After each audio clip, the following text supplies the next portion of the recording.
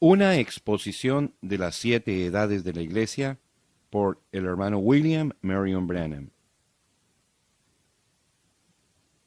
El hermano Branham predicó una serie de mensajes del 4 al 11 de diciembre de 1960 para de allí recibir la inspiración para el mensaje que él ha escrito en este libro. Luego, él mismo editó esta obra varias veces durante los 5 años que culminaron en la impresión y distribución del libro el día 4 de diciembre de 1965. Introducción. Aunque este libro se interesará con diversas doctrinas mayores como la deidad, bautismo en agua, etc., halladas en el libro de Apocalipsis, capítulos 1 al 3, su tema principal es la promulgación de un estudio detallado de las 7 edades de la Iglesia. Esto es necesario para estudiar y entender el resto de Apocalipsis, porque de las edades vienen los sellos, y de los sellos vienen las trompetas, y de las trompetas vienen las copas. Como la primera explosión de una vela romana, las edades de la Iglesia llegan con una poderosa iluminación inicial, sin la cual no podría haber más luz.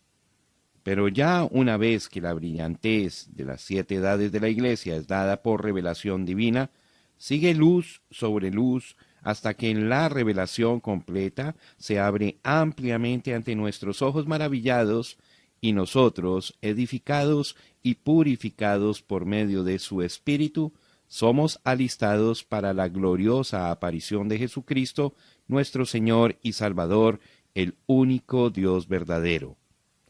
Esta composición está escrita en primera persona, como es un mensaje de mi corazón a los corazones del pueblo.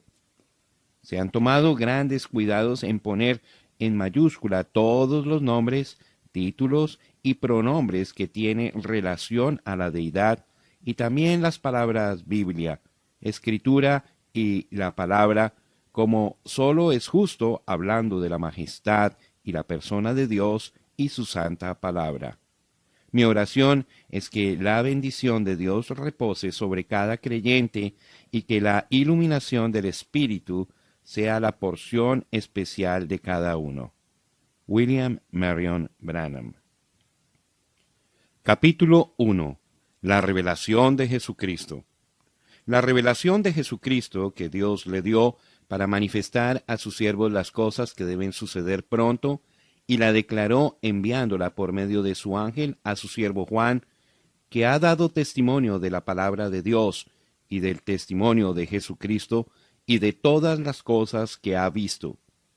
Bienaventurado el que lee y los que oyen las palabras de esta profecía y guardan las cosas en ella escritas, porque el tiempo está cerca.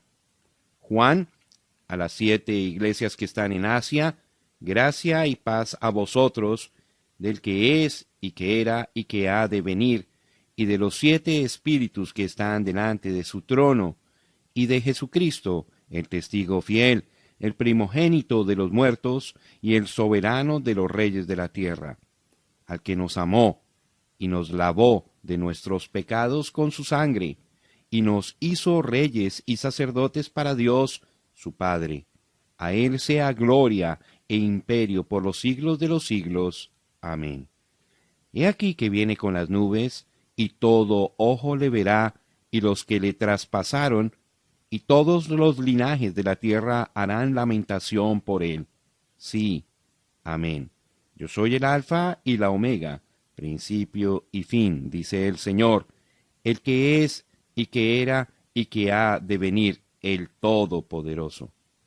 Yo, Juan, vuestro hermano, y copartícipe vuestro en la tribulación, en el reino y en la paciencia de Jesucristo, estaba en la isla llamada Patmos, por causa de la palabra de Dios y el testimonio de Jesucristo.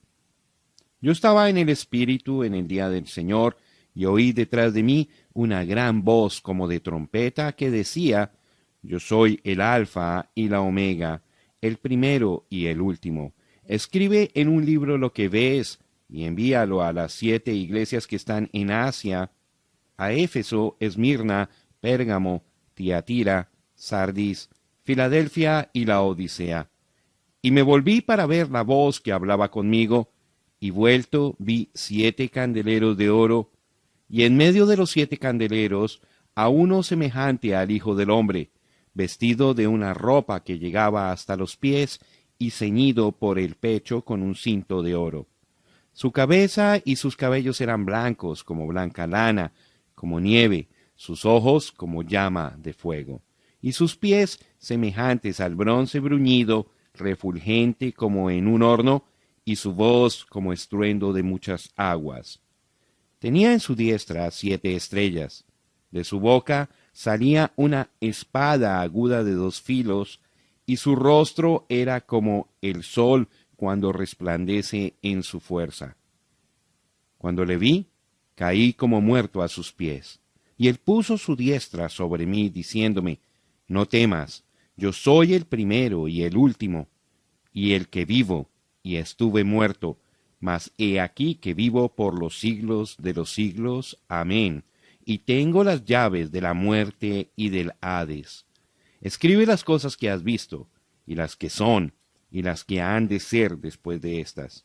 El misterio de las 7 estrellas que has visto en mi diestra, y de los 7 candeleros de oro.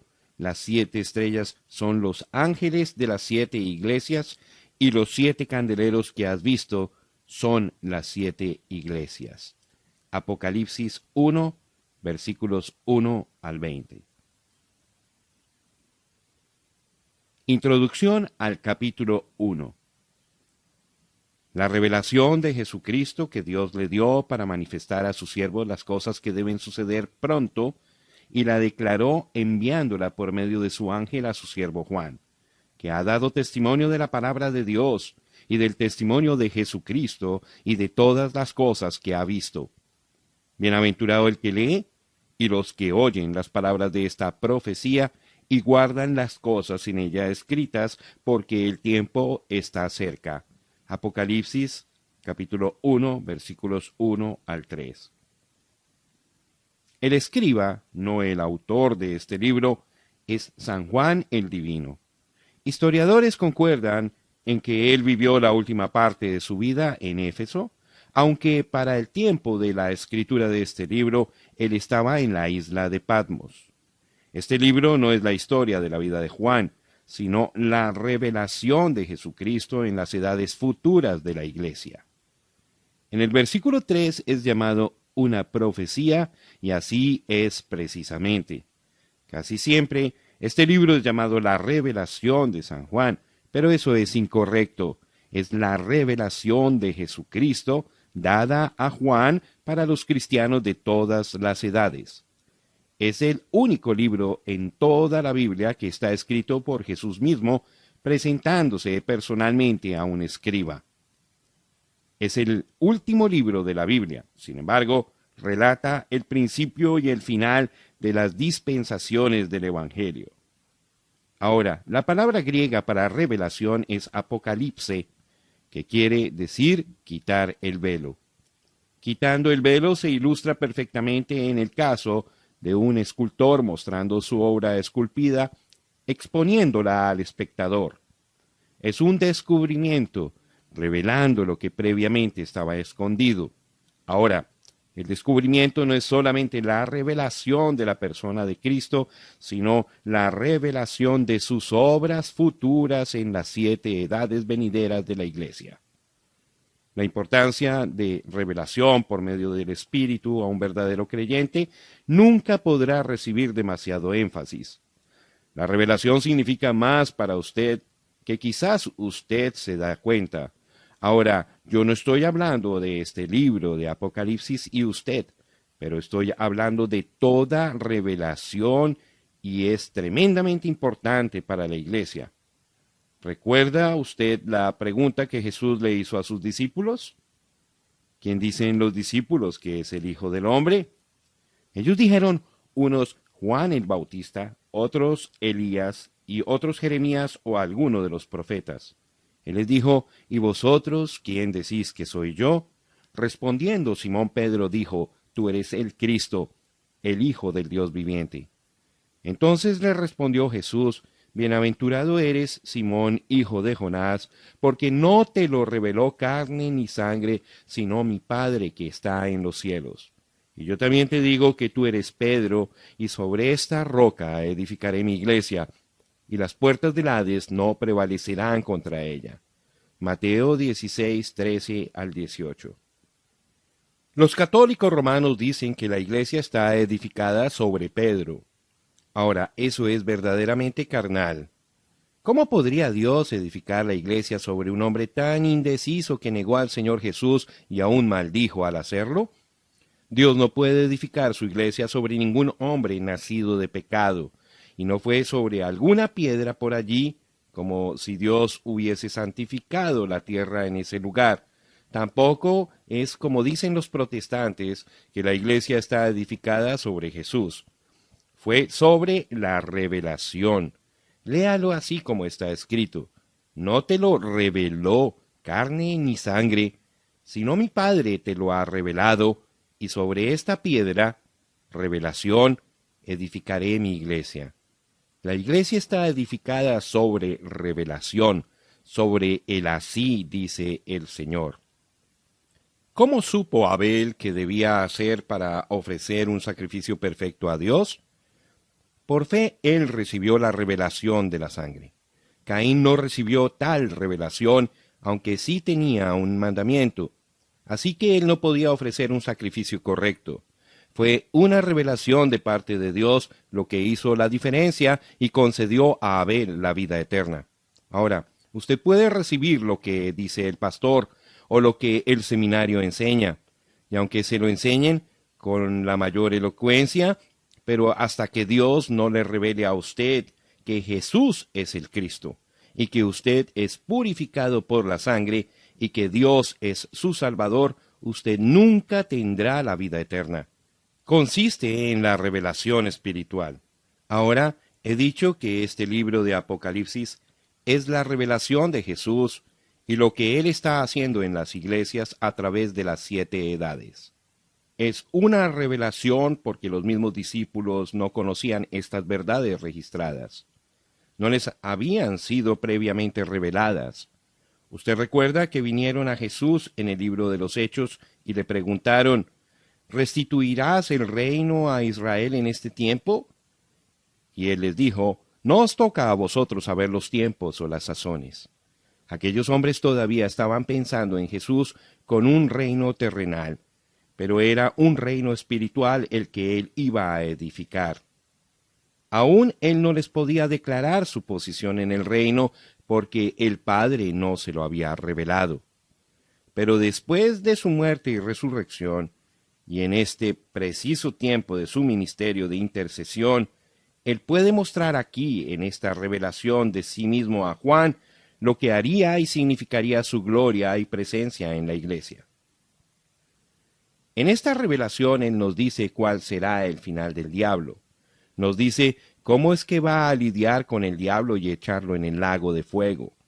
Él revela el final de los impíos, los cuales siguen a Satanás, y Satanás odia eso. ¿Ha notado usted cómo Satanás odia 2 libros de la Biblia más que todos los demás? Por medio de teólogos liberales y científicos falsos, él siempre está atacando el libro del Génesis y el libro de Apocalipsis. En ambos libros hallamos el origen de Satanás, sus obras terribles y también su destrucción. Por eso es que él los ataca. Él aborrece ser descubierto, y en estos libros él ha sido descubierto exactamente como es. Jesús dijo a Satanás, él no tiene parte conmigo, y yo no tengo parte con él. Al diablo le gustaría probar que no es así, pero no puede. Por lo tanto, hace todo lo que puede para destruir confianza en la palabra. Pero cuando la iglesia descree a Satanás y cree la revelación de la palabra por medio del Espíritu, entonces las puertas del infierno no pueden prevalecer contra ella. Permítame incluir aquí un ejemplo de mi propio ministerio, si no es de más. Todos saben que este don que se manifiesta en mi vida es sobrenatural. Es un don por el cual el Espíritu Santo puede discernir las enfermedades y los pensamientos de los corazones de los hombres y otras cosas escondidas que solo Dios podría saber. Y entonces me las revela. Quisiera que usted pudiera estar conmigo y ver el rostro de la gente cuando Satanás sabe que va a ser descubierto. Ahora, no me estoy refiriendo a la gente. Es que Satanás ha dominado sus vidas por medio del pecado, la indiferencia y la enfermedad. Pero ojalá usted pudiera ver sus rostros. Satanás sabe que va a ser descubierto y cambios tan raros se manifiestan en los rostros de las personas. Satanás tiene miedo. Él sabe que el Espíritu de Dios está a punto de mostrar sus obras al pueblo. Por eso es que él odia tanto estas reuniones. Satanás odia cuando se mencionan nombres y se revelan enfermedades. Ahora, ¿qué es esto? No es adivinación de los pensamientos ajenos, no es telepatía, ni tampoco es brujería. Es una revelación por medio del Espíritu Santo. Esa es la única manera por la cual yo lo puedo saber. Desde luego, la mente carnal lo llamará de todo, menos el Espíritu Santo. Permítame mostrarle otra razón por la cual Satanás odia este libro de la revelación de Jesucristo en la iglesia. Él sabe que Jesucristo es el mismo ayer, y hoy, y por los siglos, y que no cambia. Lo sabe mejor que el 90% de los teólogos. Él sabe que así como Dios es inmutable en su naturaleza, Él es igual de inmutable en sus modos. Por lo tanto, Satanás sabe de seguro que la iglesia original de Pentecostés, con el poder de Dios, Marcos 16 en operación, es la iglesia verdadera que Jesús reclama como suya. Todo lo demás es falso, tiene que ser. Ahora, recuerde esto. Cristo en la iglesia verdadera es la continuación del libro de los Hechos.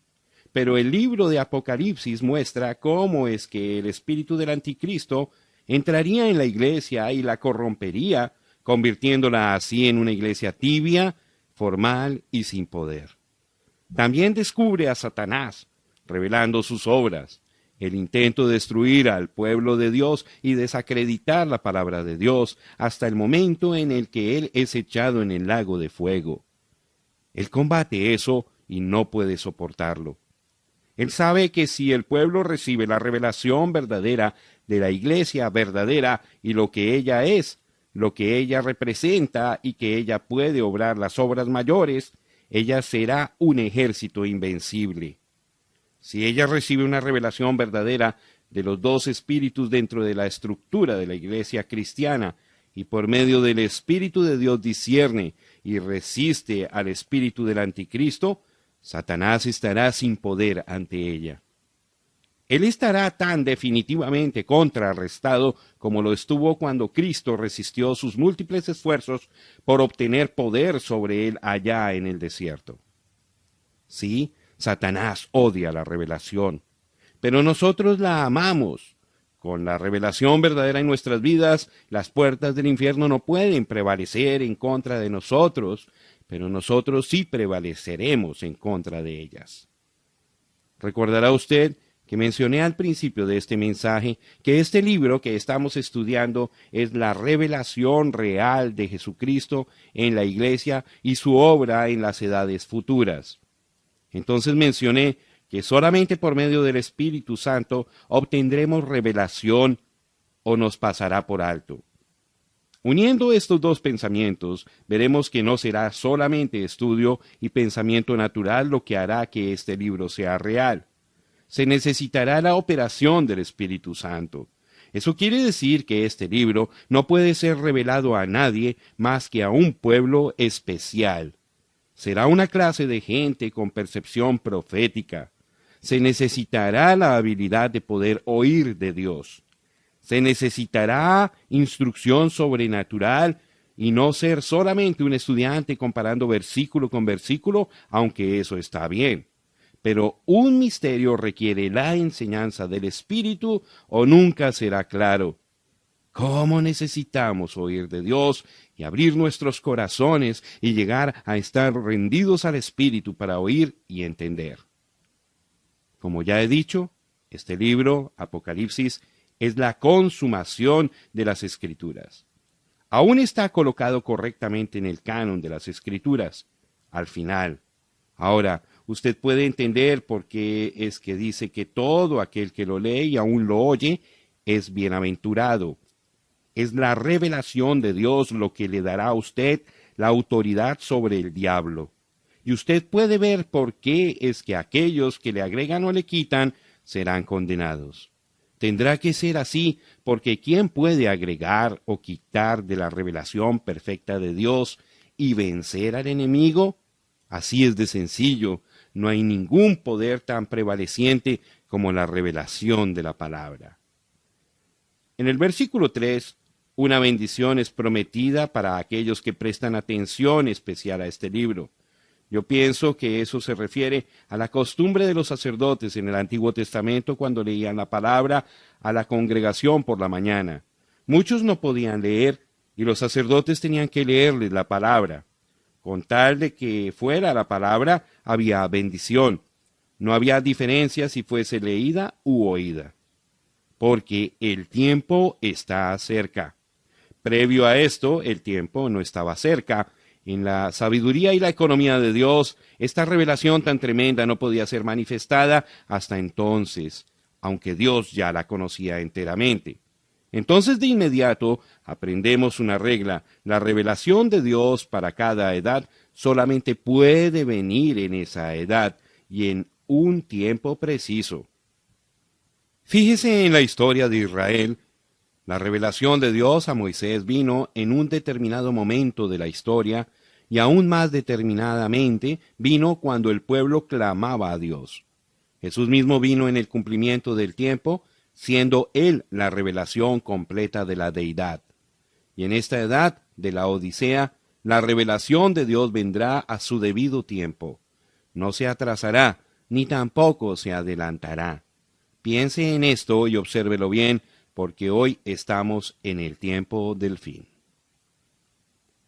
El saludo. Juan a las 7 iglesias que están en Asia: gracia y paz a vosotros del que es, y que era, y que ha de venir, y de los 7 espíritus que están delante de su trono, y de Jesucristo el testigo fiel, el primogénito de los muertos, y el soberano de los reyes de la tierra, al que nos amó, y nos lavó de nuestros pecados con su sangre, y nos hizo reyes y sacerdotes para Dios su Padre. A Él sea gloria e imperio por los siglos de los siglos. Amén. Apocalipsis capítulo 1, versículos 4 al 6. La palabra Asia realmente es Asia Menor. Es una área pequeña como del tamaño del estado de Indiana. Las 7 iglesias allí fueron escogidas especialmente de entre las demás iglesias por razón de sus características, las cuales serían halladas en las edades sucesivas, siglos después. Los 7 espíritus ante el trono son el espíritu que estaba en cada uno de los 7 mensajeros, dándole su ministerio para la edad en que cada uno vivió. Ahora, todas estas expresiones, el que es, el que era, el que ha de venir, el testigo fiel, el primogénito de los muertos, príncipe de los reyes de la tierra, el alfa y la omega, y el todopoderoso, son títulos y descripciones de una y la misma persona, el Señor Jesucristo, quien nos lavó de nuestros pecados en su propia sangre. El Espíritu de Dios, en Juan, se expresa así para mostrar la deidad suprema de Jesucristo y para revelar la deidad como un Dios. Hoy día hay un tremendo error, el cual enseña que hay 3 dioses en vez de uno. Esta revelación, tal como fue dada a Juan por Jesús mismo, corrige ese error. No es que hay 3 dioses, sino un Dios con 3 oficios. Hay un Dios con 3 títulos: Padre, Hijo y Espíritu Santo. Esta poderosa revelación es la que tuvo la iglesia primitiva y tiene que ser restaurada en este último día, juntamente con la fórmula correcta para el bautismo en agua. Ahora, Los teólogos modernos no concuerdan conmigo, porque esto es lo que salió publicado en una gran revista cristiana. Esa enseñanza sobre la Trinidad se halla en el mero centro y corazón del Antiguo Testamento. Está igualmente centralizada en el corazón del Nuevo Testamento. Tanto el Antiguo como el Nuevo Testamento está opuesto a la idea de que hay más de un Dios. Sin embargo, el Nuevo Testamento enseña con semejante claridad que el Padre es Dios, y el Hijo es Dios, y el Espíritu Santo es Dios, y que estos tres no son tres aspectos de la misma persona, sino tres personas en una verdadera relación personal entre sí mismas. Allí tenemos la gran doctrina de tres personas, pero un solo Dios. También dicen, Dios, según la Biblia, no es solamente una persona, sino tres personas en un Dios. Ese es el gran misterio de la Trinidad. En verdad lo es. ¿Cómo pueden tres personas estar en un Dios? No es solamente el caso de lo que no hay Biblia para probar eso, sino que aún muestra una falta de razonamiento inteligente. Tres personas distintas, aun siendo de substancia idéntica, forman tres dioses, o el idioma ha perdido su sentido completamente. Escuchen estas palabras otra vez. Yo soy el Alfa y la Omega, principio y fin, dice el Señor, el que es y que era y que ha de venir, el Todopoderoso. Esto aquí es deidad. Esto no es simplemente un profeta, un hombre, sino Dios. Y no es una revelación de tres dioses, sino de un Dios, el Todopoderoso. Allá en el principio de la Iglesia no creyeron en tres dioses. Usted no puede encontrar esa clase de doctrina entre los apóstoles. Fue después de la edad apostólica que entró esta teoría y verdaderamente llegó a ser un punto estratégico y una doctrina cardinal en el Concilio de Nicea. La doctrina de la deidad causó en Nicea una separación en dos sentidos, y esa separación terminó en dos extremos. Uno realmente fue el politeísmo, creyendo en tres dioses, y el otro fue el unitarianismo. Desde luego, esto tomó un tiempo en desarrollarse, pero sí sucedió, y lo tenemos hasta el día de hoy. Pero la revelación a través de Juan, dada por el Espíritu a la Iglesia, fue: yo soy el Señor Jesucristo, y yo soy el todo. No hay ningún otro Dios. Y Él puso su sello sobre esta revelación. Considere esto. ¿Quién fue el Padre de Jesús? Mateo 1:18 dice, se halló que había concebido del Espíritu Santo. Pero Jesús mismo dijo que Dios era su Padre. Dios el Padre y Dios el Espíritu Santo, como frecuentemente expresamos estos términos, hacen al Padre y al Espíritu uno. Y en verdad son uno, de otra manera Jesús tuvo dos padres. Pero note que Jesús dijo que Él y su Padre eran uno, no dos. Eso produce un solo Dios. Ya que esto es verdad históricamente, y también según las Escrituras, la gente pregunta, ¿de dónde aparecieron los tres? Llegó a ser una doctrina fundamental en el Concilio de Nicea en el año 325 después de Cristo. Esta Trinidad, una palabra que no aparece en ninguna parte de las Escrituras, fue basada en la gran cantidad de dioses que tenían en Roma. Los romanos tenían muchos dioses a los cuales oraban. También oraban a sus antepasados por considerarlos como mediadores. Solamente fue un hecho para dar nombres nuevos a dioses antiguos, y ahora tenemos santos para hacerlo más bíblico. Así que en vez de Júpiter, Venus, Marte, etc., tenemos a Pablo, Pedro, Fátima, Cristóbal, etcétera, etcétera. Ellos no podían hacer que su religión pagana funcionara con un solo Dios, por lo tanto lo dividieron en tres, e hicieron intercesores de los santos, igual como lo habían hecho con sus antepasados. Desde entonces, el mundo no ha podido comprender que hay solamente un Dios con tres oficios o manifestaciones.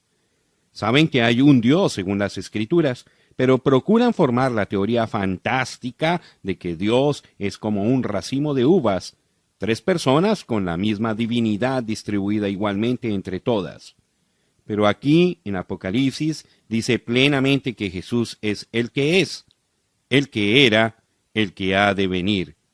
Él es el Alfa y Omega. lo cual quiere decir que Él es desde la A hasta la Z, o más bien el todo. Él es todo, el todopoderoso. Él es la rosa de Sarón, el lirio de los valles, la estrella resplandeciente de la mañana, el ramo justo, el Padre, el Hijo y el Espíritu Santo. Él es Dios, Dios todopoderoso, un Dios. E indiscutiblemente grande es el misterio de la piedad. Dios fue manifestado en carne, justificado en el Espíritu, visto de los ángeles, predicado a los gentiles, creído en el mundo, recibido arriba en gloria. Primera de Timoteo, capítulo 3, versículo 16. Esto es lo que dice la Biblia. Aquí no dice nada de primera, segunda o tercera persona. Dice que Dios fue manifestado en carne, un Dios. Aquel un Dios fue manifestado en carne. Eso debiera poner fin al asunto. Dios vino en forma humana. Eso no le hizo otro Dios. Él era Dios, el mismo Dios. Fue una revelación entonces y es una revelación hoy. Un solo Dios. Volvamos a la Biblia para ver lo que Él era en el principio, según la revelación que Él dio de sí mismo. El gran Jehová apareció a Israel en una columna de fuego. Como el ángel del pacto, Él vivió en esa columna de fuego y guió a Israel diariamente. En el templo Él anunció su venida con una gran nube. Entonces un día Él fue manifestado en un cuerpo nacido de una virgen, el cual fue preparado para Él. El Dios que moró sobre las tiendas de Israel, ahora moró en una tienda de carne y vivió como un hombre entre los hombres, pero Él era el mismo Dios. La Biblia enseña que Dios estaba en Cristo. El cuerpo era Jesús. En Él moraba toda la plenitud de la divinidad corporalmente. Nada puede ser más claro que eso. ¿Misterio? Sí, pero es la plena verdad y no puede ser más claro. Si Él no fue 3 personas allá, tampoco puede ser 3 personas hoy. Un solo Dios, y este mismo Dios fue hecho carne. Jesús dijo en San Juan 16, 27 y 28, «Salí de Dios y vuelvo a Dios». Eso es exactamente lo que sucedió. Él desapareció de la tierra por medio de su muerte, sepultura, resurrección y ascensión. Entonces Pablo se encontró con él en el camino a Damasco y le habló a Pablo y dijo, «Saulo, Saulo, ¿por qué me persigues?» Pablo dijo, «¿Quién eres, Señor?» Él dijo, «Yo soy Jesús». Él era la columna de fuego, una luz enceguecedora.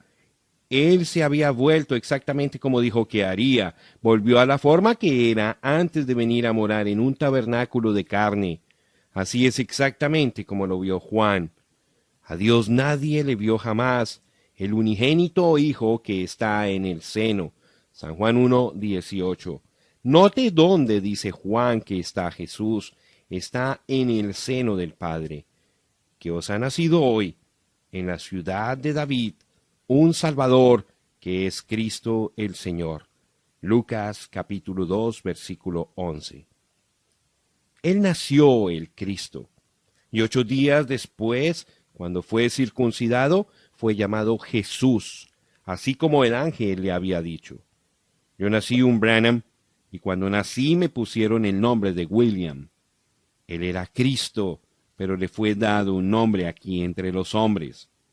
El tabernáculo de afuera que los hombres podían ver fue llamado Jesús. Él era el Señor de la gloria, el Todopoderoso manifestado en carne. Él es Dios, el Padre, Hijo y Espíritu Santo. Él es todo eso. Padre, Hijo y Espíritu Santo son solamente títulos, no son nombres. Por eso es que bautizamos en el nombre del Señor Jesucristo, porque ese es un nombre, no un título. Es el nombre de esos títulos. Es como cuando usted toma a un niño recién nacido y le da un nombre. Niño es lo que es. Hijo es un título, entonces usted le pone nombre. Juan José Hernández o lo que fuera. Uno no debe bautizar solamente en el nombre de Jesús. Hay miles de Jesuses en el mundo y también los hubo antes de Jesús, nuestro Salvador. Pero solamente hay uno nacido, el Cristo, Señor Jesucristo. Hay gente que dice que Jesús es el Hijo eterno de Dios. Ahora, ¿no es esa una contradicción? ¿Quién ha oído de un hijo siendo eterno? Los hijos tienen principio, pero lo que es eterno nunca tuvo principio. Él es el Dios eterno, Jehová, manifestado en carne. En el Evangelio de San Juan dice, en el principio era el Verbo, y el Verbo era con Dios, y el Verbo era Dios. Y aquel Verbo fue hecho carne y habitó entre nosotros. Él fue el testigo fiel y verdadero de la palabra eterna del Padre. Él era un profeta y solamente podía decir lo que el Padre le mandaba decir. Él dijo, mi Padre está en mí. Eso es lo que dijo Jesús. El tabernáculo, mi Padre está en mí. Dios tiene muchos títulos. Nuestra justicia, nuestra paz, ser eterno, Padre, Hijo y Espíritu Santo, pero tiene un solo nombre humano, y ese nombre es Jesús. No esté usted confundido por el hecho de que Él tiene 3 oficios o 3 manifestaciones. En la tierra Él era un profeta, en el cielo Él es el sacerdote, y regresando a la tierra Él es el Rey de Reyes. El que era, ese es Jesús. El profeta, el que es, ese es el pontífice haciendo intercesión, uno que puede compadecerse de nuestras flaquezas. El que ha de venir, ese es el Rey venidero. En la tierra Él era la palabra, el profeta. Moisés dijo de Él. El Señor vuestro Dios os levantará profeta de entre vuestros hermanos, como a mí, a Él oiréis en todas las cosas que os hable, y toda alma que no oiga a aquel profeta será desarraigada del pueblo. Hechos capítulo 3, versículos 22 y 23. Note usted estos datos acerca de Jesús. En la tierra fue profeta, oveja e hijo. Esto no quiere decir que era 3, solamente fueron manifestaciones u oficios de una persona, Jesús. Ahora, hay una escritura favorita de los trinitarios que según ellos respalda su pensamiento de que hay más de una persona en la deidad. Y miré y vi que en medio del trono y de los 4 seres vivientes y en medio de los ancianos estaba en pie un cordero como inmolado, que tenía 7 cuernos y 7 ojos, los cuales son los 7 espíritus de Dios enviados por toda la tierra. Y vino y tomó el libro de la mano derecha del que estaba sentado en el trono. Y cuando hubo tomado el libro, los 4 seres vivientes y los 24 ancianos se postraron delante del Cordero. Todos tenían arpas y copas de oro llenas de incienso, que son las oraciones de los santos. Apocalipsis capítulo 5, versículos 6 al 8. En verdad, si separamos estos versículos, parecieran probar su punto. Usted se fijará que dice si separamos estos versículos, pero leamos lo siguiente. Y al instante yo estaba en el Espíritu, y aquí un trono establecido en el cielo, y en el trono uno sentado. Y el aspecto del que estaba sentado era semejante a piedra de jaspe y de cornalina, y había alrededor del trono un arco iris, semejante en aspecto a la esmeralda. Y siempre que aquellos seres vivientes dan gloria y honra y acción de gracias al que está sentado en el trono, al que vive por los siglos de los siglos. Los 24 ancianos se postran delante del que está sentado en el trono, y adoran al que vive por los siglos de los siglos, y echan sus coronas delante del trono, diciendo, Señor, digno eres de recibir la gloria y la honra y el poder, porque tú creaste todas las cosas y por tu voluntad existen y fueron creadas. Apocalipsis capítulo 4, versículos 2 al 3 y 9 al 11. Note cuidadosamente que en el versículo 2 dice 1, no 2 o 3, sino 1. Estaba sentado en el trono. En el versículo 3 dice él, no ellos, tenía aspecto semejante a una piedra de jaspe. En el versículo 9 dice que los seres vivientes le dan honor a Él, no a ellos. En el versículo 10 dice que los ancianos se postran delante de Él, no de ellos. En el versículo 11 nos dice que decían, Señor, digno eres, no señores. También en el versículo 11 dice que este que estaba en el trono era el Creador, el cual es Jesús, Juan 1:3, que es Jehová Espíritu, Dios del Antiguo Testamento, Génesis 1:1. Pero no nos detengamos en este punto, leamos. Al que venciere, le daré que se siente conmigo en mi trono, así como yo he vencido y me he sentado con mi Padre en su trono. Apocalipsis capítulo 3, versículo 21. Puestos los ojos en Jesús, el autor y consumador de la fe, el cual por el gozo puesto delante de él sufrió la cruz, menospreciando el oprobio, y se sentó a la diestra del trono de Dios. Hebreos 12:2. Note que según Jesús mismo, el cual escribió el Apocalipsis, él está sentado con el Padre. El Espíritu en Pablo, el cual es el Espíritu de Cristo, porque ese es el Espíritu de la profecía por el cual viene la palabra, dice que él está sentado a la diestra de Dios. Pero cuando Juan miró, solamente vio a uno sobre el trono, y no fue hasta Apocalipsis 5, versículos 6 al 8, lo cual sigue a Apocalipsis 4, versículos 2 y 3, en sucesión de tiempo, que vemos al Cordero tomando el libro de aquel que estaba sentado en el trono, como indica Apocalipsis capítulo 4, 2, 3 y 9 al 11. ¿Qué es? Es el misterio de un Dios. Él, Jesús, salió de Dios, fue manifestado en carne, murió, resucitó y volvió al seno del Padre. Como dijo San Juan en el capítulo 1, versículo 18, el unigénito Hijo que está en el seno del Padre, Él le ha dado a conocer. Ahora era tiempo para que Dios, el Mesías, volviera para recoger a su novia y luego presentarse, darse a conocer a Israel. Así que vemos a Dios viniendo nuevamente para tomar una relación humana con el hombre como el hijo de David, Rey de reyes y Señor de señores, y como el novio de la novia gentil.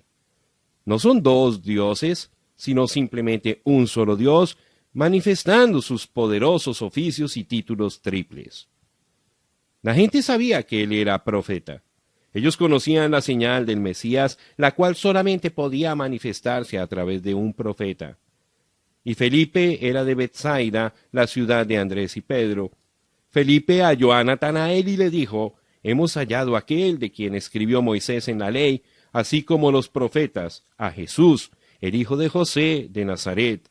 Natanael le dijo, de Nazaret puede salir algo de bueno. Le dijo Felipe, ven y ve. Y cuando Jesús vio a Natanael que se le acercaba, dijo de él, he aquí un verdadero israelita en quien no hay engaño. Le dijo Natanael, ¿de dónde me conoces? Respondió Jesús y le dijo, antes que Felipe te llamara, cuando estabas debajo de la higuera te vi. Respondió Natanael y le dijo, Rabí, tú eres el Hijo de Dios, tú eres el Rey de Israel. Respondió Jesús y le dijo, porque te dije, te vi debajo de la higuera, ¿crees? Cosas mayores que estas verás. Y le dijo, de cierto os digo, de aquí adelante veréis el cielo abierto y a los ángeles de Dios que suben y descienden sobre el Hijo del Hombre. San Juan capítulo 1, versículos 44 al 51. La habilidad para discernir los pensamientos de los corazones de los hombres hizo que los escogidos de Dios entendieran que allí estaba el Mesías, la palabra ungida de Dios. Porque la palabra de Dios es viva y eficaz, y más cortante que toda espada de dos filos, y penetra hasta partir el alma y el espíritu, las coyunturas y los tuétanos, y discierne los pensamientos y las intenciones del corazón. Hebreos capítulo 4, versículo 12. Cuando la mujer junto al pozo le escuchó discernir los pensamientos de su corazón, ella le llamó profeta, declarando que el Mesías sería conocido por medio de esa gran habilidad. Vino una mujer de Samaria a sacar agua, y Jesús le dijo, dame de beber. Pues sus discípulos habían ido a la ciudad a comprar de comer. La mujer samaritana le dijo, ¿cómo tú, siendo judío, me pides a mí de beber, que soy mujer samaritana? Porque judíos y samaritanos no se tratan entre sí. Respondió Jesús y le dijo, si conocieras el don de Dios, y quién es el que te dice, dame de beber, tú le pedirías y él te daría agua viva. La mujer le dijo, Señor, no tienes con qué sacarla, y el pozo es hondo. ¿De dónde, pues, tienes el agua viva? ¿Acaso eres tú mayor que nuestro padre Jacob, que nos dio este pozo, del cual bebieron él, sus hijos y sus ganados? Respondió Jesús y le dijo, cualquiera que bebiere de esta agua volverá a tener sed, mas el que bebiere del agua que yo le daré, no tendrá sed jamás, sino que el agua que yo le daré será en él una fuente de agua que salte para vida eterna. La mujer le dijo, Señor, dame esa agua, para que no tenga yo sed, ni venga aquí a sacarla. Jesús le dijo, ve, llama a tu marido y ven acá. Respondió la mujer y dijo, no tengo marido. Jesús le dijo, bien has dicho, no tengo marido, porque 5 maridos has tenido y el que ahora tienes no es tu marido. Esto has dicho con verdad. Le dijo la mujer, Señor, me parece que tú eres profeta. Nuestros padres adoraron en este monte, y vosotros decís que en Jerusalén es el lugar donde se debe adorar. Jesús le dijo, mujer, créeme, que la hora viene cuando ni en este monte ni en Jerusalén adoraréis al Padre. Vosotros adoráis lo que no sabéis, nosotros adoramos lo que sabemos, porque la salvación viene de los judíos. Mas la hora viene, y ahora es, cuando los verdaderos adoradores adorarán al Padre en espíritu y en verdad, porque también el Padre tales adoradores busca que le adoren. Dios es espíritu, y los que le adoran en espíritu y en verdad es necesario que adoren. Le dijo la mujer, sé que ha de venir el Mesías llamado el Cristo, cuando él venga nos declarará todas las cosas. Jesús le dijo, yo soy el que habla contigo. San Juan capítulo 4, versículos 7 al 26. Y cantan el cántico de Moisés, siervo de Dios, y el cántico del Cordero diciendo, grandes y maravillosas son tus obras, Señor Dios Todopoderoso, justos y verdaderos son tus caminos, Rey de los santos. Apocalipsis capítulo 15, versículo 3. ¿No puede ver usted el Cordero, el pontífice reteniendo su sangre como expiación en el propiciatorio por nuestros pecados? Es el Señor Dios Todopoderoso. Ese es su oficio presente. Eso es lo que está haciendo ahora, abogando con su sangre por nuestros pecados. Él vendrá con poder y gloria y tomará su autoridad para reinar como rey. Él es el rey venidero de esta tierra. Por supuesto, eso no quiere decir que no es rey hoy, porque Él es nuestro rey, rey de los santos. Hoy día es un reino espiritual. No es de este sistema mundano, así como nosotros tampoco somos de este mundo. Por eso es que nos conducimos diferente a los del mundo. Nuestra ciudadanía está en los cielos, reflejamos el espíritu del reino de nuestro nuevo nacimiento, donde Jesús es el Rey. Por eso es que nuestras mujeres no se visten con ropa de hombre, ni se cortan el cabello, ni usan todos esos cosméticos y otras cosas que el mundo ama tanto. Por eso es que nuestros hombres no beben, ni fuman, ni andan en el pecado. Nuestro dominio es el dominio sobre el pecado, y está en vigor por medio del poder del Espíritu de Cristo que mora en nosotros. Todo reino de la tierra será quebrantado, pero el de nosotros permanecerá. Hemos estado hablando de los oficios y las manifestaciones del único Dios verdadero y contemplando su gloria en un estudio escritural. Pero Dios no es conocido intelectualmente. Él es conocido espiritualmente, por revelación espiritual. Este mismo ser que fue conocido como Jesús, según la carne, volvió a la columna de fuego, pero prometió volver otra vez y morar entre su pueblo por medio del Espíritu. Y en el día de Pentecostés, aquella columna de fuego bajó y se repartió en lenguas de fuego sobre cada uno de ellos. ¿Qué estaba haciendo Dios? Se estaba repartiendo a sí mismo entre la iglesia, dando a todos aquellos hombres y aquellas mujeres una parte de sí mismo. Él se repartió entre la iglesia igual como dijo que lo haría.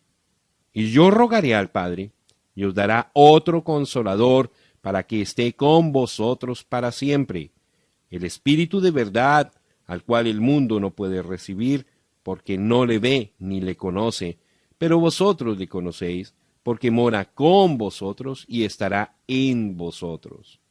No os dejaré huérfanos, vendré a vosotros. Todavía un poco, y el mundo no me verá más, pero vosotros me veréis, porque yo vivo, vosotros también viviréis. En aquel día, vosotros conoceréis que yo estoy en mi Padre, y vosotros en mí, y yo en vosotros. El que tiene mis mandamientos y los guarda, ese es el que me ama, y el que me ama será amado por mi Padre, y yo le amaré, y me manifestaré a él. Le dijo Judas, no el Iscariote, Señor, ¿cómo es que te manifestarás a nosotros y no al mundo? Respondió Jesús y le dijo, el que me ama, mi palabra guardará, y mi Padre le amará, y vendremos a él, y haremos morada con él. San Juan capítulo 14, versículos 16 al 23. Él dijo que le rogaría al Padre, quien mandaría otro consolador, el cual ya estaba con ellos, los discípulos, pero no estaba en ellos. Ese era Cristo. Entonces en el versículo 23, hablando de sí mismo y del Padre, dijo, vendremos. Allí está, el Espíritu está viniendo, el mismo Espíritu de Dios que fue manifestado como Padre y como Hijo, y también se manifestará en los muchos, un Dios que es Espíritu. Por eso es que nadie puede decir que el hombre santo es el Papa o el Obispo o el sacerdote. El hombre santo es Cristo, el Espíritu Santo en nosotros. ¿Cómo se atreve a decir la jerarquía que el laico no tiene nada que decir? Cada uno tiene algo que decir. Cada uno tiene una obra. Cada uno tiene un ministerio. El Espíritu Santo vino allá en Pentecostés y se repartió en cada uno para que se pudiera cumplir lo que dijo Jesús. En aquel día, vosotros conoceréis que yo estoy en mi Padre, y vosotros en mí, y yo en vosotros. San Juan, capítulo 14, versículo 20.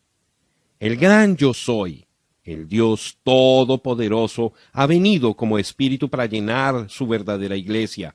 Él tiene el derecho de moverse donde y sobre quien Él quiera. Nosotros no hacemos ningunos hombres santos en nuestro medio, pero toda la verdadera congregación del Señor es santa por causa de la presencia del Espíritu Santo. Es Él, el Espíritu Santo, el cual es santo, no la congregación en sí misma. Ahora, esa es la revelación. Cristo Jesús es Dios. El Jehová del Antiguo Testamento es el Jesús del Nuevo. No importa cuánto se esfuerce usted, no puede probar que hay tres dioses. Pero también se necesita una revelación por medio del Espíritu Santo para que usted pueda entender la verdad de que Él es uno. Se necesita una revelación para ver que el Jehová del Antiguo Testamento es el Jesús del Nuevo.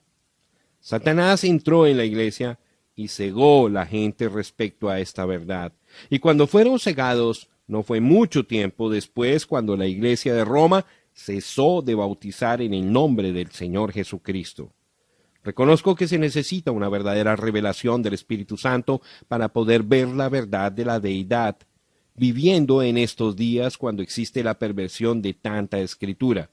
Pero la iglesia vencedora y prevaleciente está edificada sobre la revelación. Entonces podemos esperar que Dios nos revele su verdad. Sin embargo, en realidad usted no necesita una revelación sobre el bautismo en agua.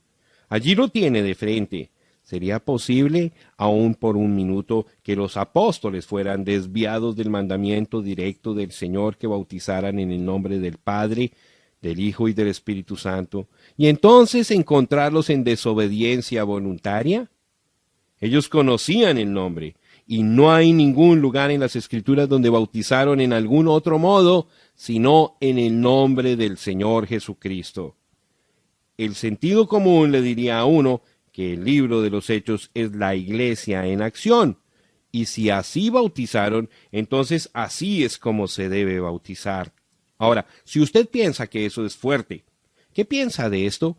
Cualquiera que no había sido bautizado en el nombre del Señor Jesús tenía que ser bautizado de nuevo. Y aconteció que entre tanto que Apolos estaba en Corinto, Pablo, andadas las regiones superiores, vino a Éfeso y hallando a ciertos discípulos, les dijo, ¿habéis recibido el Espíritu Santo después que creísteis? Y ellos le dijeron, antes ni aún hemos oído si hay Espíritu Santo. Entonces dijo, ¿en qué pues sois bautizados? Y ellos dijeron, en el bautismo de Juan. Y dijo Pablo, Juan bautizó con bautismo de arrepentimiento, diciendo al pueblo que creyesen en el que había de venir después de él, es a saber, en Jesús el Cristo. Oído que hubieron esto, fueron bautizados en el nombre del Señor Jesús. Y habiéndoles impuesto Pablo las manos, vino sobre ellos el Espíritu Santo, y hablaban en lenguas y profetizaban. Hechos capítulo 19, versículos 1 al 6. Antigua versión. Allí está. Esta buena gente de Éfeso había oído de un Mesías venidero. Juan se lo había predicado. Ellos fueron bautizados en el bautismo del arrepentimiento para remisión de pecados, mirando hacia adelante, hacia la creencia en Jesús. Pero ahora era tiempo de mirar para atrás, hacia Jesús, y ser bautizados para perdón de los pecados. Era tiempo de recibir el Espíritu Santo. Y cuando fueron bautizados en el nombre del Señor Jesucristo, Pablo impuso sus manos sobre ellos y el Espíritu Santo cayó sobre ellos. Ahora, estas gentes de Éfeso eran unas personas muy finas, y si algunos tenían el derecho de sentirse tranquilos, serían ellos. Fíjese hasta dónde habían progresado. Habían llegado hasta el punto de aceptar el Mesías que estaba por venir. Lo estaban esperando, pero ¿no puede ver usted que a pesar de todo esto se les escapó? Él había venido y se había ido. Ellos tenían necesidad de ser bautizados en el nombre del Señor Jesucristo. Ellos tenían necesidad de ser llenados con el Espíritu Santo. Y si usted ha sido bautizado en el nombre del Señor Jesucristo, Dios le llenará con su Espíritu. Esa es la palabra. Hechos capítulo 19, versículo 6. Fue el cumplimiento de Pedro les dijo, arrepentíos y bautícese cada uno de vosotros en el nombre de Jesucristo para perdón de los pecados, y recibiréis el don del Espíritu Santo. Hechos capítulo 2, versículo 38. ¿Lo puede ver? Pablo, por medio del Espíritu Santo, dijo exactamente lo que dijo Pedro por medio del Espíritu Santo. Y lo que fue dicho no se puede cambiar. Tiene que ser lo mismo desde Pentecostés hasta que el último escogido haya sido bautizado. Mas si aún nosotros o un ángel del cielo os anunciare otro evangelio diferente del que os hemos anunciado, sea anatema. Gálatas capítulo 1 versículo 8. Algunos de ustedes de la unidad bautizan equivocadamente. Ustedes bautizan para la regeneración como si siendo sumergidos en agua los salvará. La regeneración no viene por medio del agua, es una obra del Espíritu. El hombre que por inspiración del Espíritu Santo dio el mandamiento, arrepentíos y bautícese cada uno de vosotros en el nombre del Señor Jesús, no dijo que el agua regeneraba. Él dijo que sólo era la evidencia de una buena conciencia delante de Dios. Eso era todo. El bautismo que corresponde a esto ahora nos salva, no quitando las inmundicias de la carne, sino como la aspiración de una buena conciencia hacia Dios por la resurrección de Jesucristo. Primera de Pedro capítulo 3 versículo 21. Yo así lo creo. Y si alguien tiene alguna idea falsa de que la historia puede probar el bautismo en agua de cualquier otro modo que no sea en el nombre del Señor Jesucristo, yo le aconsejo que lea los registros históricos y vea por sí mismo. Lo siguiente es el registro verídico de un bautismo que tuvo lugar en Roma en el año 100 después de Cristo y fue publicado en la revista Time el 5 de diciembre de 1955. El diácono alzó su mano y Publio Decius entró por la puerta del bautisterio. Parado en el bautisterio, con el agua hasta la cintura, estaba Marcos Vasca, el vendedor de madera. Él tenía una sonrisa mientras Publio llegó a su lado en el bautisterio. —¿Credis? —le preguntó. —Credo —respondió Publio—. Yo creo que mi salvación viene de Jesús el Cristo, quien fue crucificado bajo Poncio Pilato. Con él he muerto para que con él pueda tener vida eterna. Entonces él sintió los brazos que le sostenían mientras él se dejaba caer hacia atrás en el bautisterio y oyó la voz de Marcos en su oído. Yo te bautizo en el nombre del Señor Jesús. Mientras el agua fría se cerró sobre él.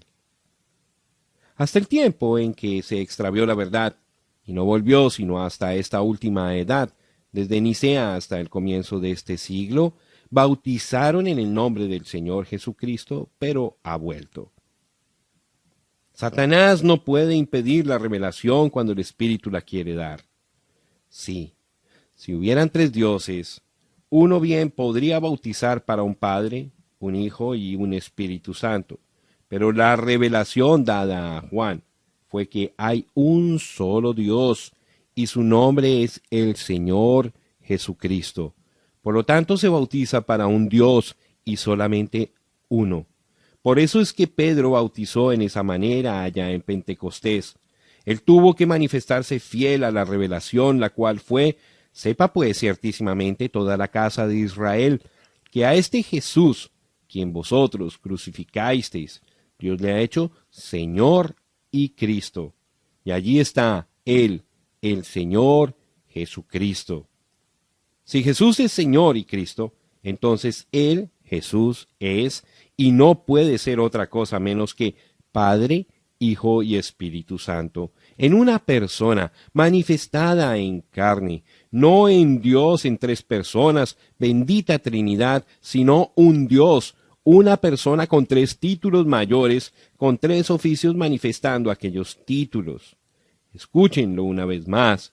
Este mismo Jesús es Señor y Cristo. Señor, Padre, y Cristo, Espíritu Santo, son Jesús, porque Él, Jesús, es ambos, Señor y Cristo. Si eso no nos muestra la verdadera revelación de la deidad, entonces nada lo hará. Señor no es otro, Cristo no es otro. Este Jesús es el Señor Jesucristo, un solo Dios. Un día Felipe le dijo a Jesús, Señor, muéstranos al Padre y nos basta. Jesús le dijo, ¿tanto tiempo hace que estoy con vosotros y no me has conocido? El que me ha visto al Padre. ¿Cómo pues dices tú, muéstranos el Padre? Yo y mi Padre uno somos. Yo cité eso una vez y una dama dijo, un momento, señor Branham, usted y su esposa son uno. Y dije, pero no de esa manera. Ella dijo, ¿cómo dice usted? Dije, ¿usted me ve a mí? Ella dijo, sí. Le pregunté, ¿ve usted a mi esposa? Ella dijo, no. Dije, entonces esa unidad es de otra clase, porque él dijo, cuando me veis a mí, veis al Padre. El profeta dijo que habría luz en el tiempo de la tarde. En un himno está escrito, habrá luz en el tiempo del atardecer. La vía a la gloria seguramente hallarás. Por la vía del agua está la luz para hoy, sepultados en el precioso nombre de Jesús. Jóvenes y ancianos, arrepiéntanse de sus pecados. El Espíritu Santo de seguro recibirán. La luz del atardecer ha venido. Es un hecho que Dios y Cristo uno son. No hace mucho yo estaba hablando con un rabí judío. Él me dijo, ustedes los gentiles no pueden dividir a Dios en 3 partes y dárselo así a un judío. Nosotros tenemos mejor conocimiento que eso. Le dije, rabí, esa es la cosa. Nosotros no dividimos a Dios en 3 partes. Usted cree a los profetas, ¿verdad? Él dijo, seguro que sí. Le pregunté, ¿cree usted Isaías 9:6? Respondió, sí. Pregunté, ¿de quién estaba hablando el profeta? Dijo, del Mesías. Dije, ¿qué relación tendrá el Mesías con Dios? Él dijo, será Dios mismo. Dije, eso es correcto. Amén. Usted no puede dividir a Dios en tres personas o tres partes. Usted no puede decirle a un judío que hay un Padre, un Hijo y un Espíritu Santo. Él le dirá a usted rápidamente de dónde vino esa idea. Los judíos saben que esta doctrina fue establecida en el Concilio de Nicea. Con razón nos censuran como paganos. Nosotros hablamos de un Dios que no cambia. Los judíos creen eso también, pero la Iglesia cambió su Dios invariable de 1 a 3. Pero la luz está volviendo al atardecer. Cuán admirable es que esta verdad ha venido en el tiempo en el que los judíos están regresando a la Palestina. Dios y Cristo uno son. Este Jesús es Señor y Cristo. Juan tuvo la revelación y Jesús era la revelación y él se produjo a sí mismo aquí en la Escritura. Yo soy el que era, el que es y el que ha de venir, el Todopoderoso. Amén.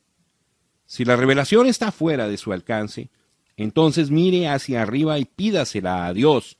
Esa es la única manera por la cual usted la llegará a recibir. Una revelación tiene que venir de Dios. Nunca viene por la vía humana o por dones humanos, sino por la dotación espiritual. Usted puede aprender las escrituras de memoria, y aunque sería algo maravilloso, esa no es la respuesta. Tiene que ser una revelación de Dios. Dice en la palabra que ningún hombre puede decir que Jesús es el Cristo, sino por el Espíritu Santo. Usted tiene que recibir el Espíritu Santo y solamente entonces es cuando el Espíritu le puede dar a usted la revelación de que Jesús es el Cristo, Dios, el ser ungido. Ningún hombre conoce las cosas de Dios, solamente el Espíritu de Dios y aquel a quien el Espíritu de Dios se lo revela.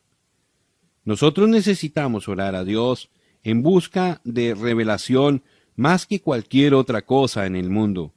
Hemos aceptado la Biblia y hemos aceptado las maravillosas verdades allí contenidas, pero para la mayoría de la gente todavía no es genuinamente efectiva porque no hay revelación del Espíritu. La palabra no ha sido vivificada. La Biblia dice en 2 Corintios capítulo 5 versículo 21 que nosotros hemos sido hechos la justicia de Dios por medio de nuestra unión con Jesucristo. ¿Lo entendió usted? Dice que nosotros somos la mera justicia de Dios mismo, al estar en Cristo. Dice que Él, Jesús, fue hecho pecado por nosotros. No dice que Él se hizo pecaminoso, sino que fue hecho pecado por nosotros para que por medio de nuestra unión con Él pudiéramos ser hechos la justicia de Dios. Si nosotros aceptamos el hecho, y tenemos que hacerlo, que Él literalmente llegó a ser pecado por nosotros por medio de su sustitución por nosotros, entonces también tenemos que aceptar el hecho de que nosotros, por medio de nuestra unión con Él, hemos llegado a ser la mera justicia de Dios. Al rechazar uno, rechazamos el otro, pero al aceptar uno, también tenemos que aceptar el otro. Ahora, sabemos que la Biblia dice eso, no puede ser negado, pero la revelación está faltando. Para la mayoría de los hijos de Dios no es genuinamente efectivo, solamente es un buen versículo en la Biblia, pero necesitamos que nos sea vivificado y para eso se necesita revelación. Permítame decirle algo que le asombrará y también le ayudará. Casi no hay estudiante que no crea que el Nuevo Testamento fue escrito originalmente en el griego. Todos nuestros ilustres estudiantes bíblicos han dicho que Dios dio al mundo 3 grandes naciones con 3 grandes contribuciones para el bien del Evangelio. Nos dio a los griegos, quienes nos dieron una lengua universal. Nos dio a los judíos, quienes nos dieron la religión verdadera y el verdadero conocimiento de Dios por medio del Salvador. Nos dio a los romanos, quienes nos dieron un imperio unido con leyes y un sistema de carreteras. Así que tenemos la religión verdadera, la lengua para expresarla a muchas gentes y el gobierno de carreteras para difundirla. Y hablando históricamente, esto parece cuadrar perfectamente bien.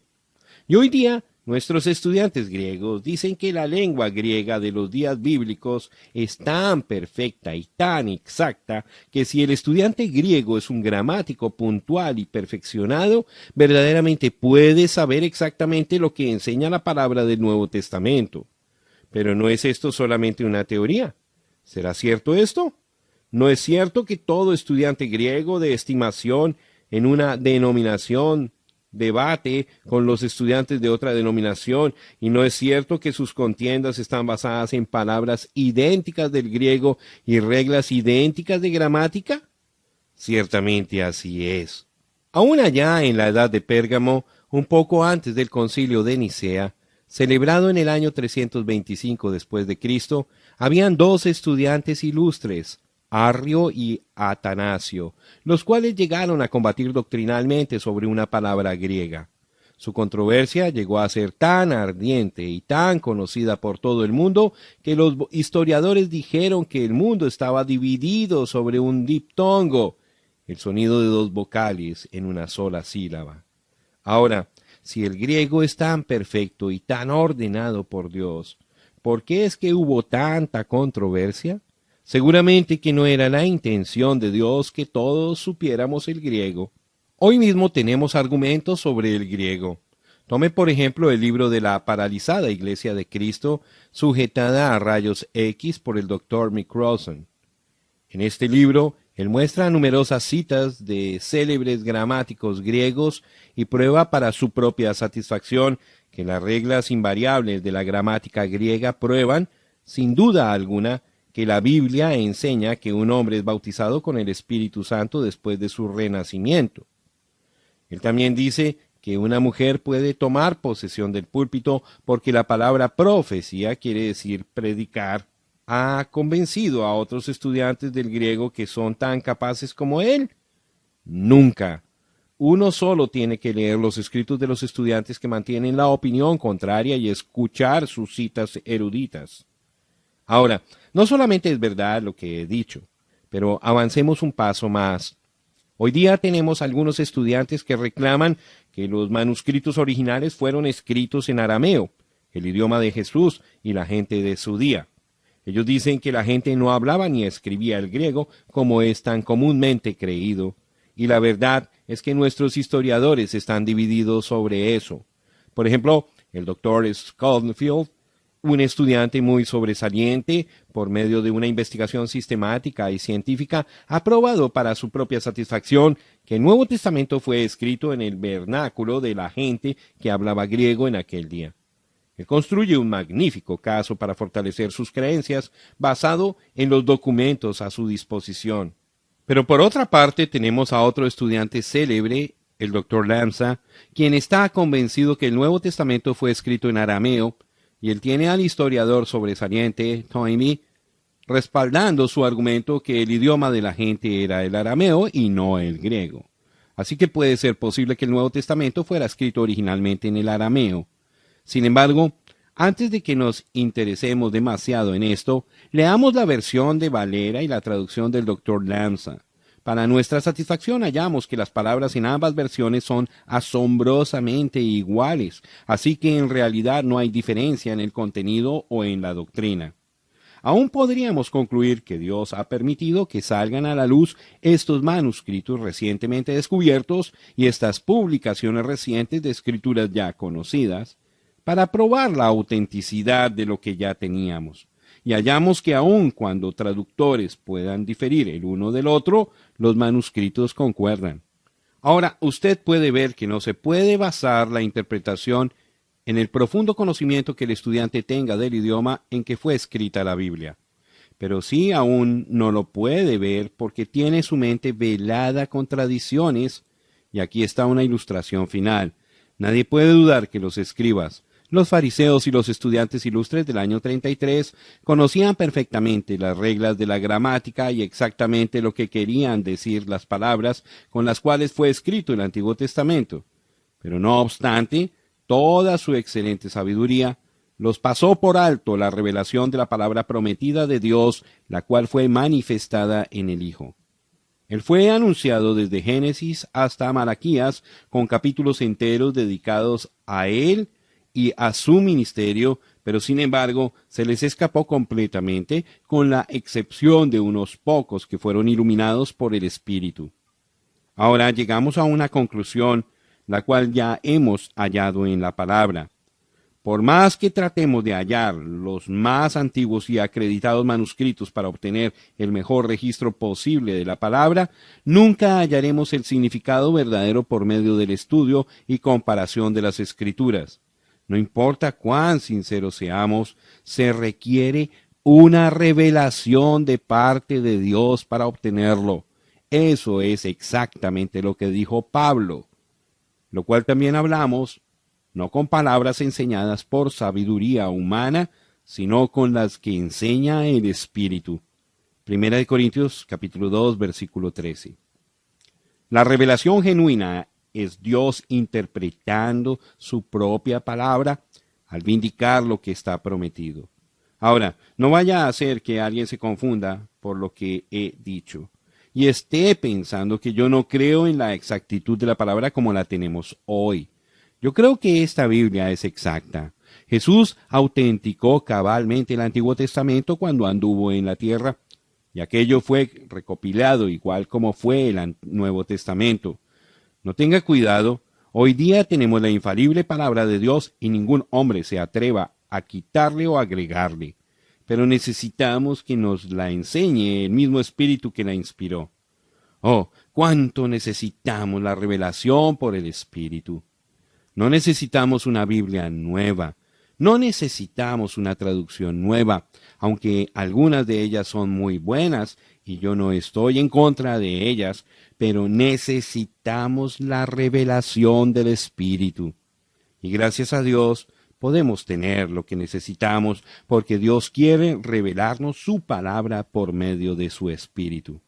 Que Dios nos comience a dar por medio de su Espíritu, revelación prevaleciente y continuamente vivificante.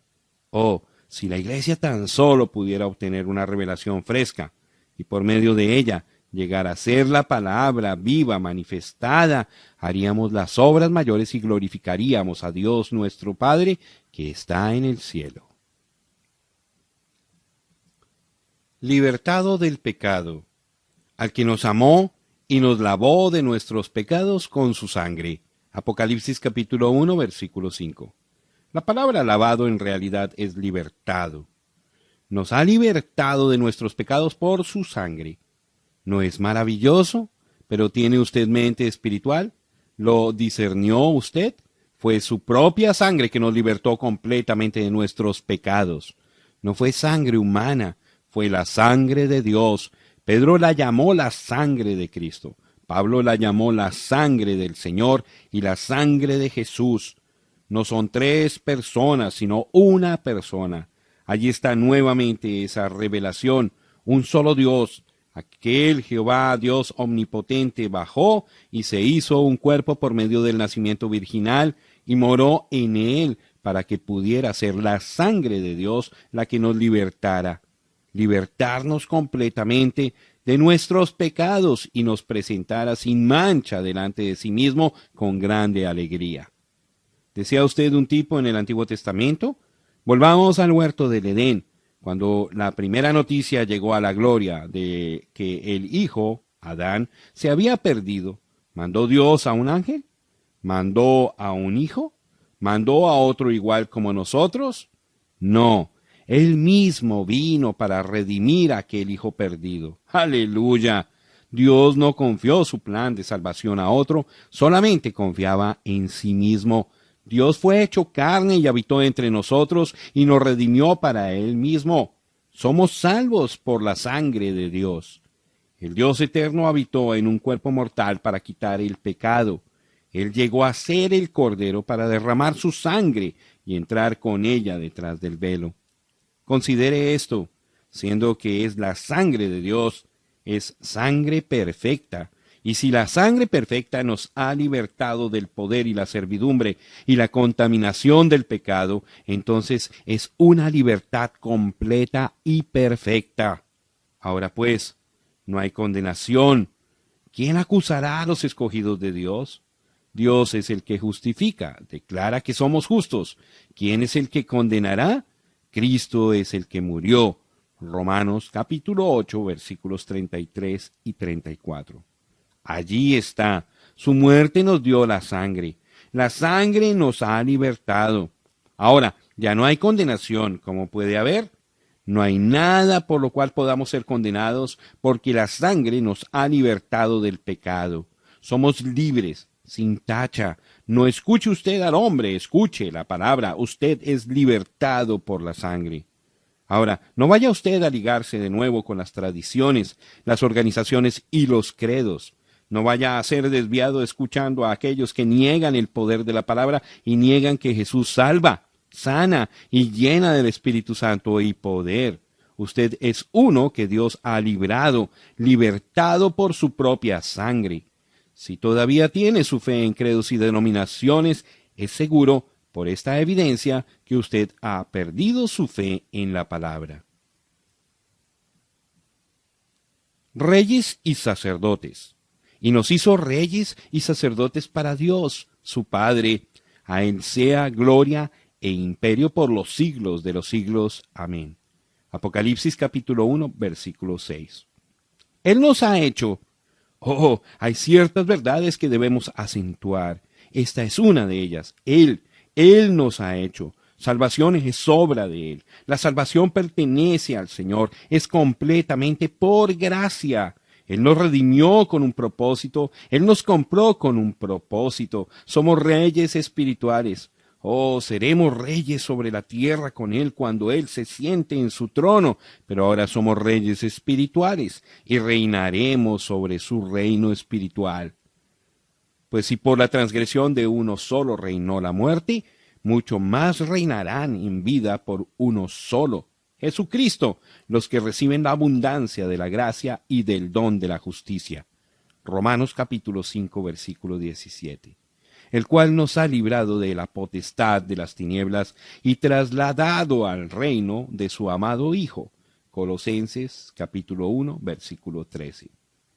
Ahora mismo reinamos con Cristo, teniendo dominio sobre el pecado, el mundo, la carne y el diablo, mostrando su alabanza y su gloria, él mismo mostrándose, porque es Cristo en nosotros, efectuando el querer y el hacer por su buena voluntad. Sí, ciertamente, aún ahora mismo estamos sentados en lugares celestiales en Cristo Jesús. Y nos ha hecho sacerdotes, sí, sacerdotes para Él, ofreciendo la alabanza espiritual que procede de labios santificados, rindiendo a Él nuestras vidas como una ofrenda dulce, adorándole en espíritu y en verdad, intercediendo y suplicando, sacerdotes y reyes de nuestro Dios. Con razón no deseamos el mundo, y además somos un pueblo propio, celosos de buenas obras. Hemos sido recreados en Él para ser hijos a la semejanza de nuestro Padre. El Dios venidero. He aquí que viene con las nubes, y todo ojo le verá, y los que le traspasaron, y todos los linajes de la tierra harán lamentación por Él. Sí, amén. Apocalipsis capítulo 1, versículo 7. Él viene. Jesús viene, Dios viene, el profeta viene, viene el sacerdote y rey, el todo en todo viene. Así sea, Señor Jesús, ven prontamente. Amén. Él viene con las nubes, nubes de gloria, como fue visto en el monte de la transfiguración, y sus vestidos estaban brillando con el poder de Dios que le cubría, y todo ojo le verá. Eso quiere decir que esto aquí no es el rapto. Esto es cuando Él venga a tomar su debido lugar como gobernador del mundo. Entonces es cuando aquellos que le han traspasado con sus credos y doctrinas denominacionales se lamentarán y toda la gente llorará atemorizada por causa de Él, el cual es la palabra. Este es el relato en Apocalipsis de Zacarías 12, versículos 9 al 14, Zacarías profetizó esto hace 2500 años. Está casi a punto de suceder. Escuche.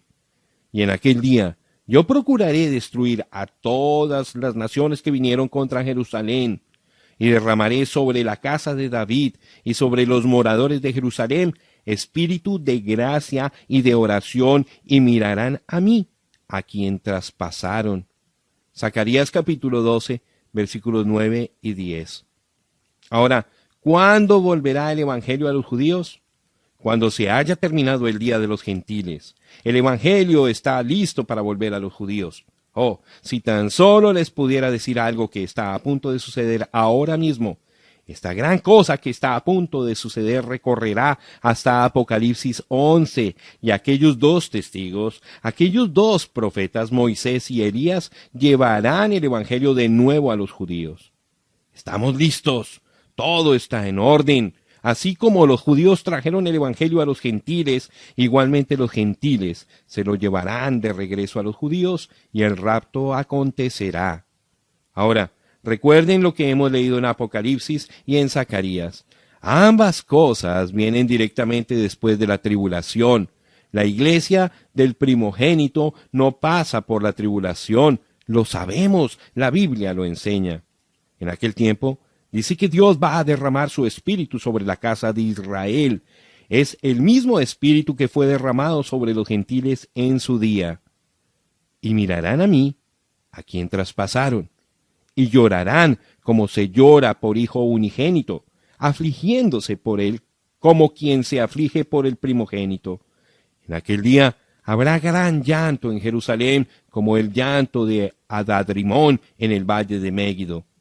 Y la tierra lamentará cada linaje aparte, los descendientes de la casa de David por sí, y sus mujeres por sí, los descendientes de la casa de Natán por sí, y sus mujeres por sí. Zacarías capítulo 12, versículos 10 al 12. Cada una de las casas por sí, cuando Él venga en las nubes de gloria en su segunda venida.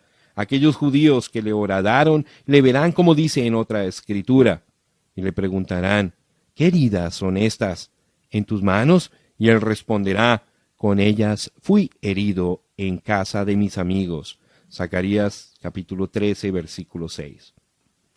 No será un tiempo de tristeza solamente para los judíos que le rechazaron como el Mesías, sino también para los gentiles que se habrán quedado y que le rechazaron como Salvador en este día.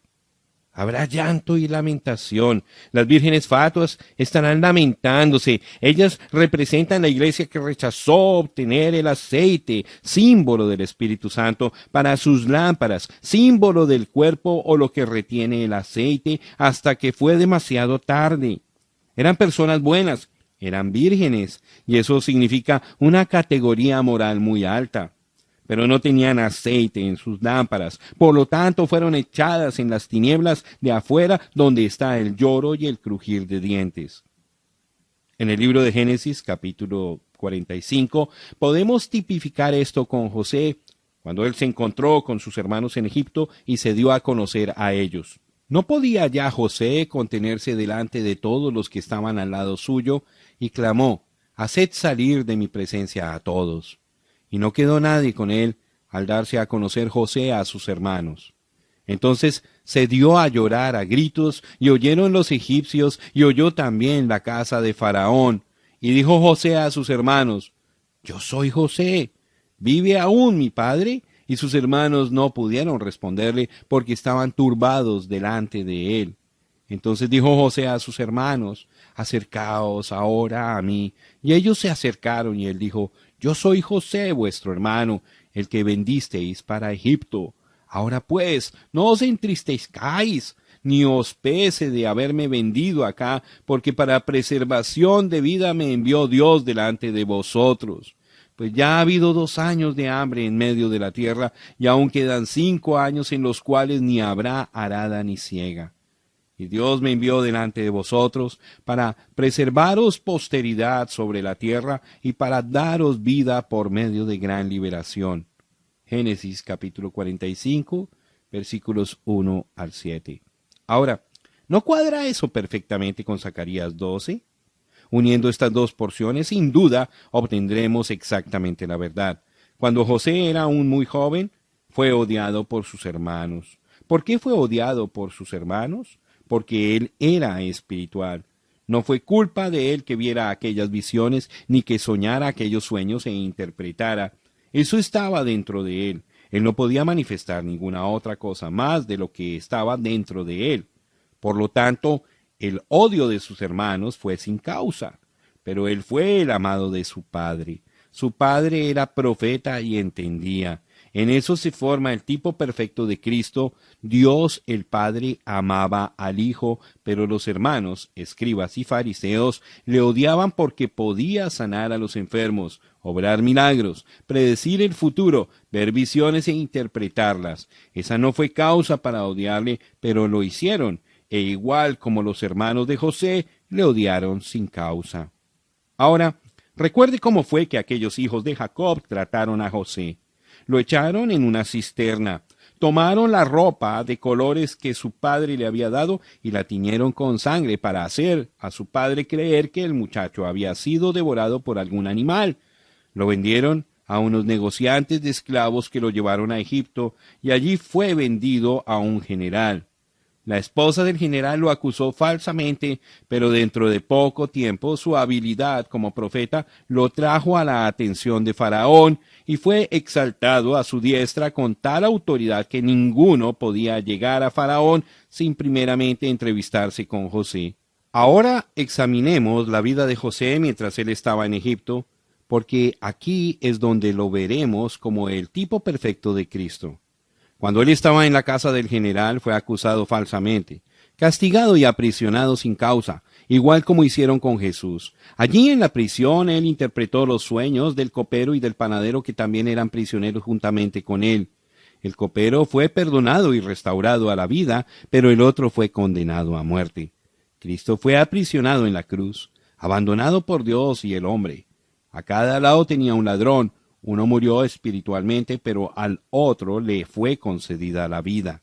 Y note, cuando Jesús fue quitado de la cruz, él fue exaltado al cielo, y ahora está sentado a la diestra del gran Espíritu de Jehová, y ningún hombre puede llegar a Dios sino por él. Hay un mediador entre Dios y los hombres, y él es todo lo que uno necesita. No hay Marías ni santos como mediadores, solamente Jesús. Siguiendo con este tipo, fíjese que todo lo que José hizo en Egipto prosperó. Su primer trabajo con el general prosperó, aún prosperó la cárcel. Cuando vuelva Jesús, el desierto florecerá como la rosa. Él es el Hijo de prosperidad. Así como nunca hubo una edad tan próspera como la de José, así también hay un tiempo de bendición que viene a esta tierra como el mundo jamás ha conocido. Cada uno de nosotros podremos sentarnos bajo nuestra propia higuera, reírnos y regocijarnos y vivir para siempre en su presencia. En su presencia hay gozo completo y en su diestra hay placeres para siempre jamás. Gloria a Dios. Ahora, note que donde quiera que iba José, sonaban la trompeta para anunciar su llegada. La gente gritaba, doblen la rodilla delante de José.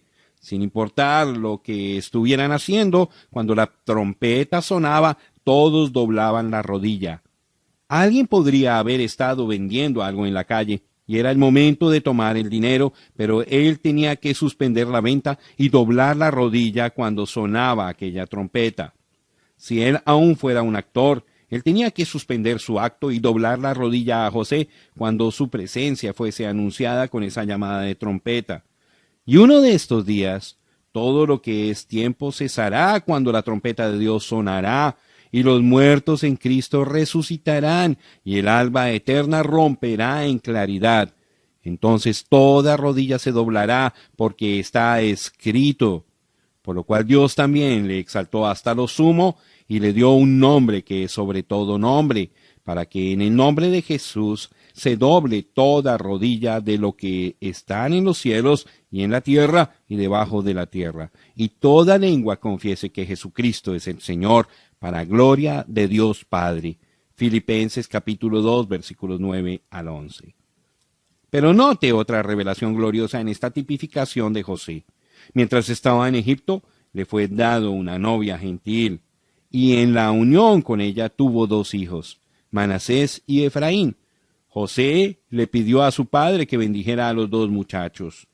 Él los colocó frente a Jacob para que Manasés, el primogénito, estuviera a la diestra de Jacob y Efraín a la siniestra. Cuando Jacob estaba a punto de bendecirlos, cruzó las manos colocando la mano derecha sobre el menor. José clamó: «No así, padre mío, este es el primogénito a tu derecha». Pero Jacob dijo: «Dios cruzó mis manos».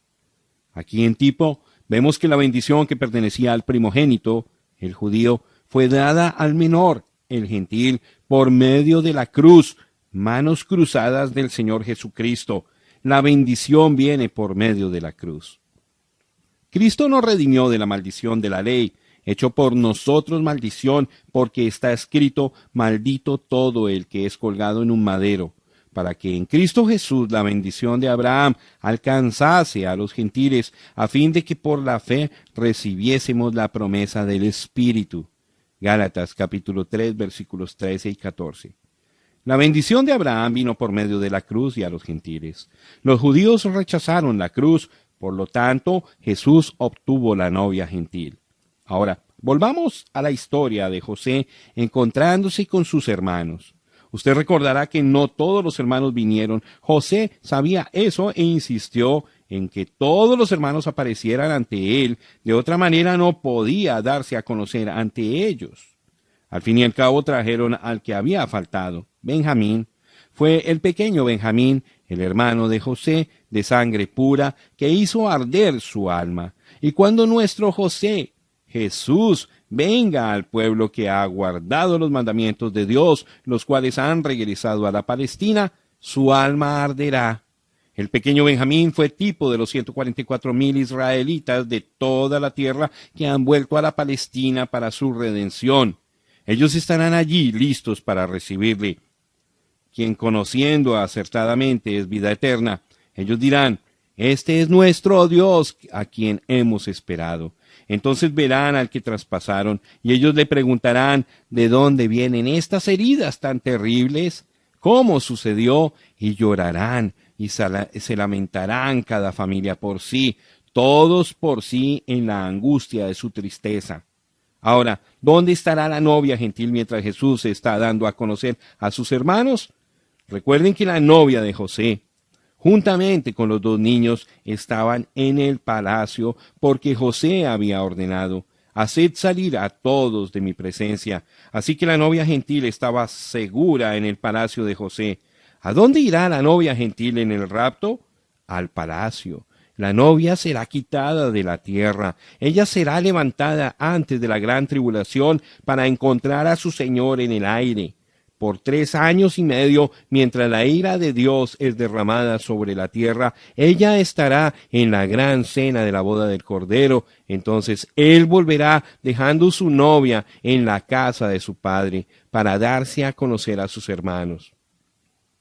En ese mismo tiempo será roto el pacto del anticristo que los judíos han hecho con Roma. Entonces Roma y sus aliados mandarán sus tropas para destruir a todos los judíos que temen a Dios y que se mantienen con la palabra. Pero al llegar a la ciudad para destruirla, aparecerá en los cielos la señal de la venida del Hijo del Hombre con sus ejércitos poderosos para destruir a aquellos que han estado destruyendo la tierra. Con el enemigo derrotado, Jesús entonces viene y se presenta a los 144,000. Habiendo visto sus obras poderosas de salvación, han llegado a conocer su poder, pero también viendo sus heridas y sabiendo que ellos le habían rechazado hasta ese momento, les causa llanto en la agonía del terror y temor, así como hicieron sus hermanos cuando vinieron ante José. Se atemorizaron, pensando que él les daría muerte, pero como dijo José: «No os pese de haberme vendido acá». Está bien, Dios estaba en todo esto. Él lo hizo para preservación de vida. Asimismo Jesús les hablará palabras de paz y amor. ¿Por qué rechazaron los judíos a Jesús? Dios estaba en todo eso. Fue la única manera para él poder sacar a la novia gentil. Él murió en la cruz para preservar la vida de la iglesia gentil. Ahora, estos 144,000 no forman parte de la novia. En Apocalipsis 14:4 son llamadas vírgenes y siguen al Cordero donde quiera que fuere. El hecho de que no se hayan contaminado con mujeres prueba que son eunucos. Mateo capítulo 19, versículo 12. Los eunucos eran los que guardaban las cámaras de los desposados. Eran siervos. Note que ellos no se sientan en el trono, pero están delante del trono. No, ellos no forman parte de la novia, pero estarán en el glorioso reino milenial. Entonces vemos que cuando este remanente de Israel haya sido unido en amor al Señor y el enemigo haya sido destruido, Dios preparará su monte santo, su nuevo huerto del Edén para la novia y los siervos de él y ella, para la luna de miel de 1000 años sobre la tierra.